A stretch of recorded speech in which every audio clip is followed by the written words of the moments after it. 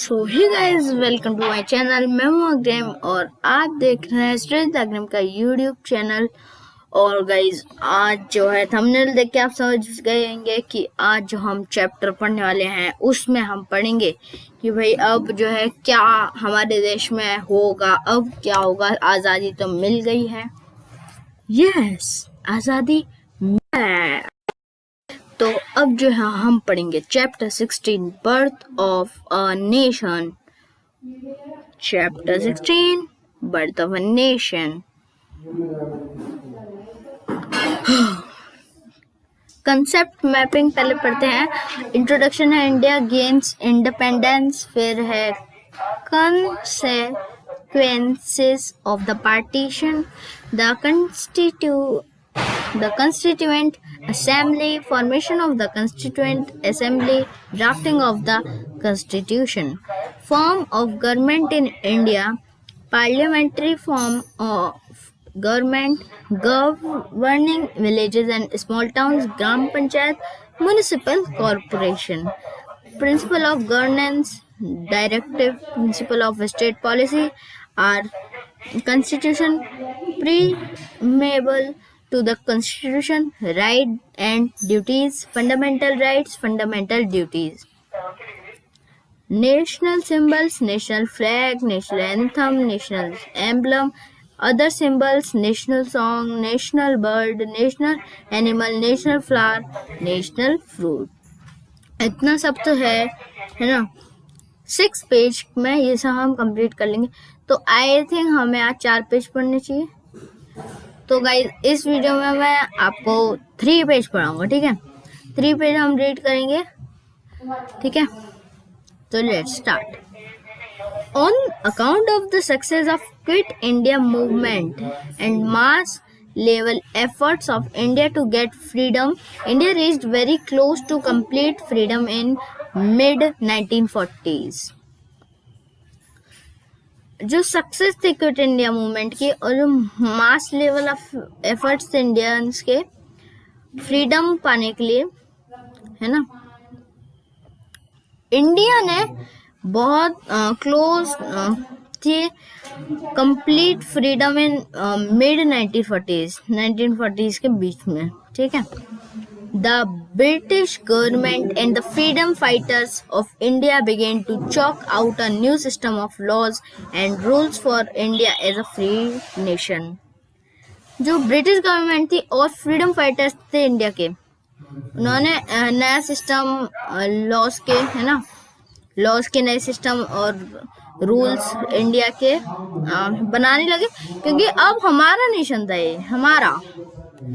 British formed an interim government and appointed Lord Mountbatten Governor General of India. India was finally declared a free nation on 15 August 1947. स्वतंत्र दिवस, ये गणतंत्र दिवस, स्वतंत्र दिवस, है ना यार। पीछे अगर आपको डिस्टरबेंस आ रहा है ना, तो यार सॉरी, मैं इस पर कुछ नहीं कर सकता हूँ, ठीक है। अभी भी आ रहा है, कोई बात नहीं यार, हम अपने पढ़ाई पे ध्यान देते हैं। ड्यू टू पार्टीशन, यार बहुत, चलिए कोई बात नहीं। Due to partition of Pakistan from India, India का जो पाकिस्तान का वो हुआ partition, people on both side had to migrate. दोनों पीपल थे जो दोनों साइड्स के थे, माइग्रेट कर रहे थे। Mass movement led to large scale communal riots resulting in death of million people in the massacre. बहुत, मतलब जब भी ऐसे हुए ना हम लोग, जब मुस्लिम और हिंदू जब भी अलग हुए, पाकिस्तान जब भी बना, तभी रियोट्स होने लगे, दंगे होने लगे। और अभी भी कमी नहीं है दंगों की, अभी भी बहुत हो रहे हैं, इन्हीं के पीछे होते हैं। गांधी ने resorted to fast unto death to stop this riots and succeed in making peace. Gandhi ji ने रोक लिया ये जो हो रहे थे। अब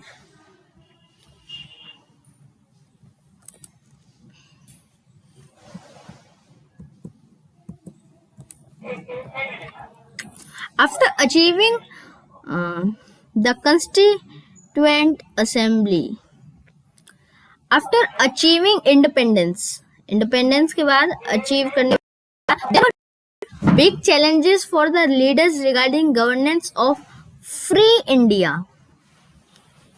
बहुत बड़े बड़े चैलेंजेस थे उन लीडर्स के लिए जो रिगार्ड कर रहे हैं गवर्नेंस फ्री इंडिया की.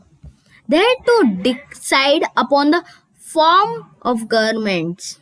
वो डिसाइड करना था उनको, भाई ये अभी हम रूल्स तो करते हैं ना, लेकिन उस वक्त आप देखते कि मतलब ये कितनी मुश्किल से ये रूल्स बनाए गए हैं.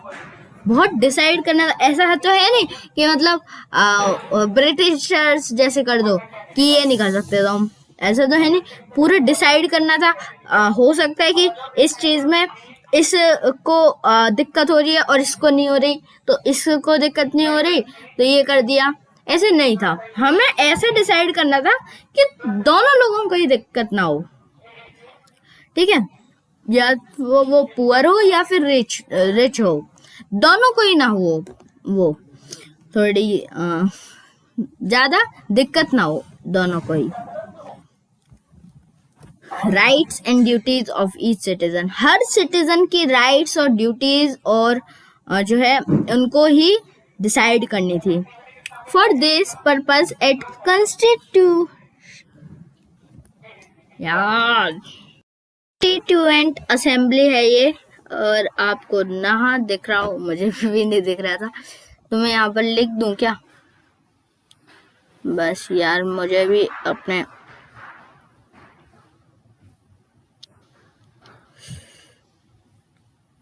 T2 and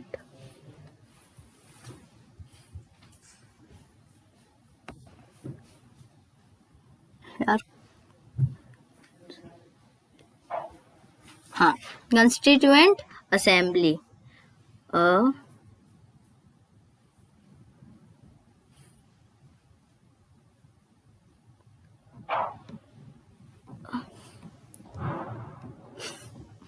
यार मुझे खुद हंसी आ रही है, कैसे लिखूं? कंस्टिट्यूएंट असेंबली, ठीक है. हाँ, was formed which had to prepare a draft of the constitution. ठीक है, मतलब एक कंस्टिट्यूएंट असेंबली बनाई गई, ठीक है, जिसको प्रिपेयर करना था ड्राफ्ट कॉन्स्टिट्यूशन का. It was presided by doctor Rajendra Prasad. ठीक है, ये प्रेसिस किसने किया इसको? डॉक्टर राजेंद्र प्रसाद. दो चेयरमैन थे, है ना, जो ड्राफ्टिंग कम्युनिटी के चेयरमैन थे, जो ड्राफ्टिंग कमेटी थी, है ना, कंस्टिट्यूएंट असेंबली की. वो अब उसका चेयरमैन कौन था? वो थे डॉक्टर B.R. अम्बेडकर. ठीक है, doctor Bhimrao Ambedkar.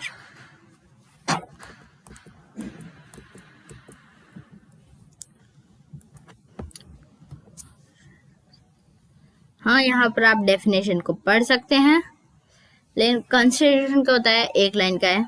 The constitution was adopted in our country on 26 January 1950. ठीक है, 3 साल बाद, ठीक तो नहीं लेकिन 2-3 साल बाद जो है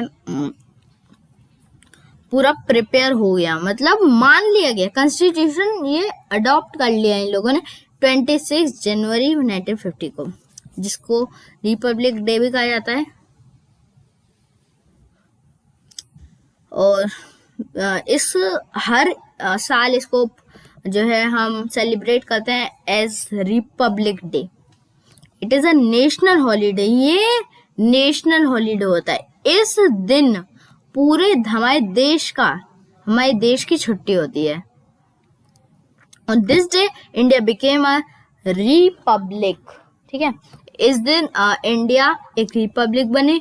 जो कॉन्स्टिट्यूशन था, हमें लॉज दिए फॉर गवर्निंग आवर नेशन. मेरे पास बुक है ना, इसलिए मैं पढ़ता जा रहा हूँ. The preamble is the summary. The preamble is the summary of principles on which Constitution of India is laid. It tells us about the ideals and ambitions of the people of India. Dr. Rajendra Prasad was sworn in as the first president of India and Pandit Jawaharlal Nehru थे prime minister सबसे पहले. जो constitution था हमें democratic government दिया. It is also declared us as a देखिए sovereign socialist secular and democratic republic. Let us see very briefly what each of big words mean. ये आप याद कर लीजिएगा. अब मैं आपको दिखा भी नहीं सकता यार. अगर आपको प्रॉब्लम हो रही हो और आपको चाहिए तो आप कमेंट पे लिख सकते हैं इस वीडियो का, है ना. A democracy is a government which is made by the people of a country. We say so because it is the people who elect the members for the government, and lastly the elected government works for the people. मतलब ऐसा है ना, जो democracy है ना वो by the people, of the people and for the people ऐसे है. India is a sovereign. India sovereign है because it is not ruled by any outside power. ये आउटसाइड पावर से नहीं रूल हुई ऐसा कह रहे हैं, कहीं नहीं होगी. Indians run the administration of country themselves. ये हम खुद अपनी कंट्री को चलाते हैं. हमें it is a socialist state because it works for the welfare of all citizens and society as a whole. ये सोशलिस्ट है क्योंकि यहाँ पर हर स्टेट अपने वेलफेयर, अपने ऑल सिटीजन और सोसाइटी का ध्यान रखते हैं. ठीक है, वर्क करते हैं उनके लिए. All citizen have equal right. सबके पास इक्वल राइट है, इक्वल अपॉर्चुनिटीज हैं प्रोग्रेस करने के लिए. India is a secular state. India एक सेक्युलर स्टेट है. इंडिया एक सेक्युलर स्टेट है. जो गवर्नमेंट है does not favour any one religion. एक ही रिलीजन को फेवर नहीं करती. All religions are equally respected in India. Religion एक जैसी रिस्पेक्ट देते हैं सब रिलीजन्स को. ऐसा नहीं है कि किसी को ज्यादा दे रहे हैं और किसी को कम. इतना ही पढ़ते हैं. हो सकता है शोर मच रहा हो, बहुत शोर मच रहे हैं, इसलिए आज के लिए इतना ही, इस प्रीमियम के लिए इतना ही. और रोज मैं कोशिश करता हूँ कि 5 बजे वीडियो डाल दूँ. कल 5:15 पर प्रीमियर हुई थी वो, है ना. और गाइस प्लीज सपोर्ट करिए, ज्यादा से ज्यादा सब्सक्राइब और करिए. कल मैं फोन देख रहा था उसमें आया आयुष्मान धनी है सब्सक्राइब, तो भाई थैंक यू और भाई थैंक यू. ठीक है, ऐसे सपोर्ट करिए और कमेंट लिख कर बताइए अगर आपको कोई प्रॉब्लम है तो. Thanks for watching.